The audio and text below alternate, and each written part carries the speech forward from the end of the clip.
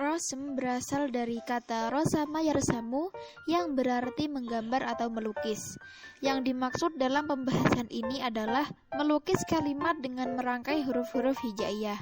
Sedangkan secara istilah, rosm Al-Quran adalah tata cara menuliskan huruf dan kalimat Al-Quran sesuai dengan metode yang ditetapkan dalam Mushaf Utsmani pada masa Khalifah Utsman bin Affan.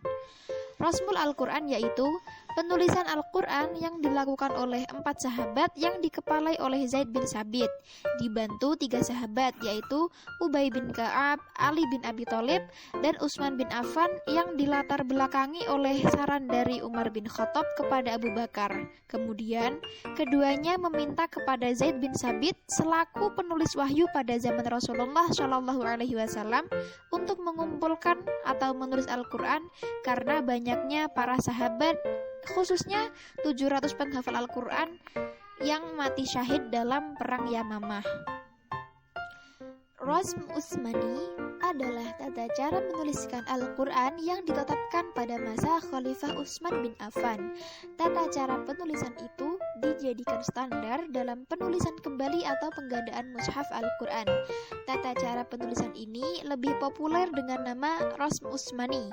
Istilah ini lahir bersamaan dengan lahirnya Mushaf Utsman, yaitu mushaf yang ditulis panitia 4 yang terdiri dari Zaid bin Tsabit, Abdullah bin Zubair, Sa'id bin Al-Ash, dan Abdurrahman bin Haris.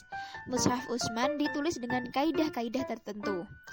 Para ulama meringkas kaidah itu menjadi 6 istilah, yaitu yang pertama al-hadz, yang berarti membuang, menghilangkan, atau meniadakan huruf.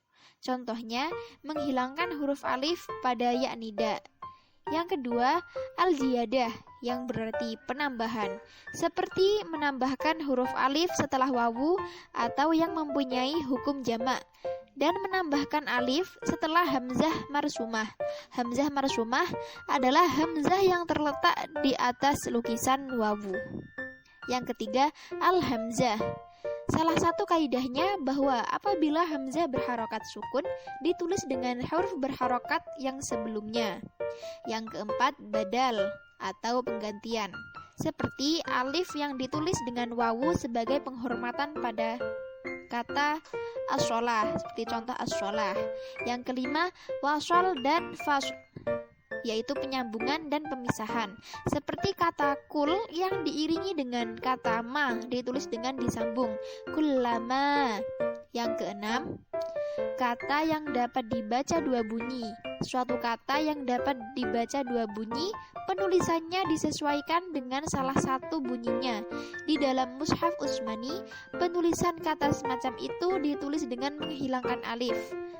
Contohnya, Maliki Yaumiddin. Ayat ini boleh dibaca dengan menetapkan alif, yakni dibaca 2 alif, atau dibaca panjang seperti Maliki Yaumiddin. Boleh juga dengan hanya menurut bunyi harokat, yakni dibaca 1 alif.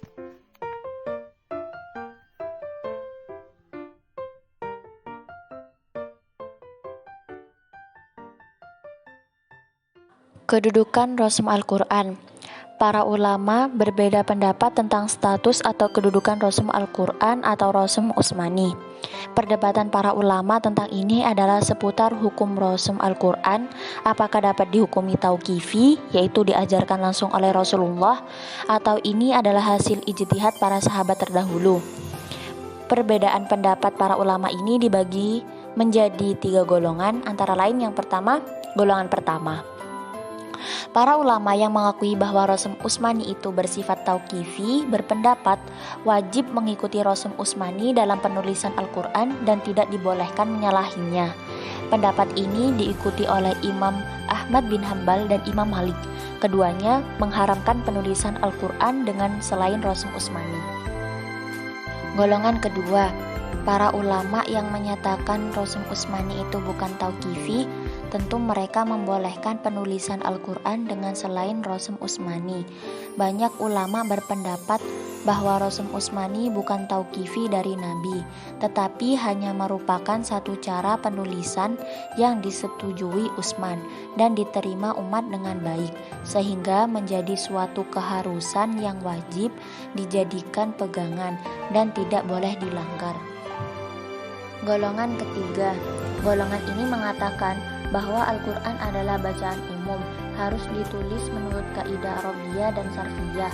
Akan tetapi harus senantiasa ada mushaf Al-Quran yang ditulis dengan khat Rasul Utsmani sebagai barang penting yang harus dipelihara, dijaga, dan dilestarikan. Pendapat ketiga ini lebih moderat dan lebih sesuai dengan kondisi umat. Memang tidak ditemukan nas yang jelas diwajibkannya penulisan Al-Quran dengan Rasul Utsmani. Namun demikian, kesepakatan para penulis Al-Quran dengan Rasul Utsmani harus diindahkan dengan pengertian menjadikannya sebagai rujukan yang keberadaannya tidak boleh hilang dari masyarakat Islam. Untuk penulisan Al-Quran secara utuh sebagai kitab suci umat Islam mesti mengikuti dan berpedoman kepada Rasul Utsmani. Hal ini mengingat pertimbangan-pertimbangan sebagai berikut. Yang pertama, agar umat Islam di seluruh dunia memiliki kitab suci yang seragam dalam pola penulisannya sesuai dengan pedoman aslinya. Yang kedua, pola penulisan Al-Quran dengan Rasul Utsmani walaupun tidak bersifat tauqifi, minimal telah menjadi kesepakatan para sahabat Nabi atau biasa disebut dengan ijma. Ijma sahabat memiliki kekuatan hukum yang wajib diikuti, termasuk dalam penulisan Al-Quran dengan Rasul Utsmani, bila mana yang dimaksud sebagai kitab suci secara utuh. Sejarah perkembangan Rasul Al-Quran. Pada zaman Nabi SAW, Al-Quran ditulis pada benda-benda sederhana seperti kepingan-kepingan batu, tulang-tulang kulit unta, dan pelepah kurma. Tulisan Al-Quran ini masih terpencar-pencar dan belum terhimpun dalam sebuah mushaf dan disimpan di rumah Nabi SAW. Penulisan ini bertujuan untuk membantu memelihara keutuhan dan kemurnian Al-Quran. Pada zaman Abu Bakar, Al-Quran yang terpencar-pencar itu disalin ke dalam suhuf. Penghimpunan Al-Quran ini dilakukan Abu Bakar setelah menerima usul dari Umar bin Khattab yang khawatir akan semakin hilangnya para penghafal Al-Quran sebagaimana yang terjadi pada Perang Yamamah yang menyebabkan gugurnya 70 orang penghafal Al-Quran. Karena itu, tujuan pokok dalam penyalinan Al-Quran di zaman Abu Bakar masih dalam rangka memelihara agar jangan sampai ada yang terluput dari Al-Quran. Sepeninggal Abu Bakar, estafet pemerintahan beralih kepada Umar bin Khattab.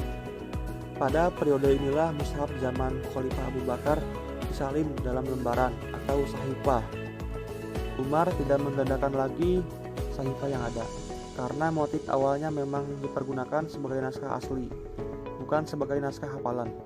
Setelah semua rangkaian naskah selesai, naskah tersebut diserahkan kepada Hafsah, istri Rasulullah untuk disimpan. Pertimbangannya, selain istri Rasulullah, Hafsah juga dikenal sebagai orang yang pandai membaca dan menulis. Pada zaman Khalifah Utsman bin Affan, Al-Quran disalin lagi ke dalam beberapa naskah. Untuk melakukan pekerjaan ini, Utsman membentuk tim 4 yang terdiri dari Zaid bin Thabit, Abdullah bin Zubair, Sa'ad bin Al-As, dan Abdurrahman Abdul Al-Haris. Dalam kerja penyalinan Al-Quran ini, mereka mengikuti ketentuan-ketentuan yang disetujui oleh Khalifah Utsman. Di antara ketentuan-ketentuan itu adalah bahwa mereka menyalin ayat berdasarkan riwayat mutawatir, mengabaikan ayat-ayat mansukh, dan tidak diyakini dibaca kembali di masa hidup Nabi SAW. Tulisannya secara maksimal maupun diakomodasi qiraat yang berbeda-beda, dan menghilangkan semua tulisan sahabat yang tidak termasuk ayat Al-Quran. Para penulis dan para sahabat setuju dengan tulisan yang mereka gunakan saat ini. Para ulama menyebut cara penulisannya ini sebagai rasm al-mushaf, karena cara penulisan ini disetujui oleh Utsman, sehingga sering pula dibanggakan oleh Utsman, sehingga mereka sebut rasm Utsmani atau rasm al-Utsmani. Namun demikian, pengertian rasm ini terbatas pada mushaf oleh Hifat di zaman Utsman dan tidak mencakup rasm Abu Bakar pada zaman Nabi SAW. Bahkan Khalifah Utsman membakar salinan-salinan mushaf Hifat karena khawatir akan beredarnya dan menimbulkan perselisihan di kalangan umat Islam. Hal ini nanti membuka peluang bagi ulama kemudian untuk berbeda pendapat tentang kewajiban mengikuti rasm Utsmani.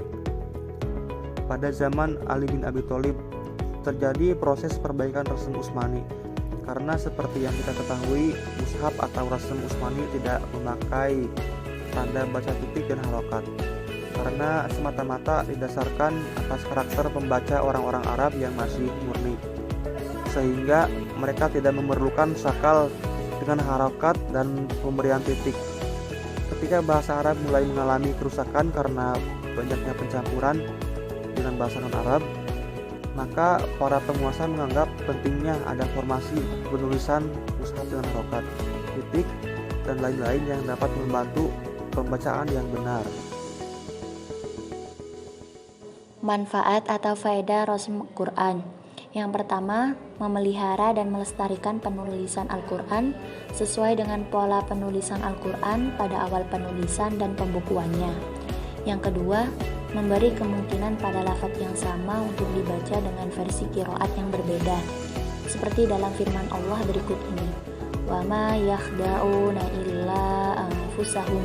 Lafaz yakhda'una dalam ayat di atas bisa dibaca menurut versi qiraat lainnya, yaitu sementara kalau ditulis yukhdauna tidak memberi kemungkinan untuk dibaca yakdauna.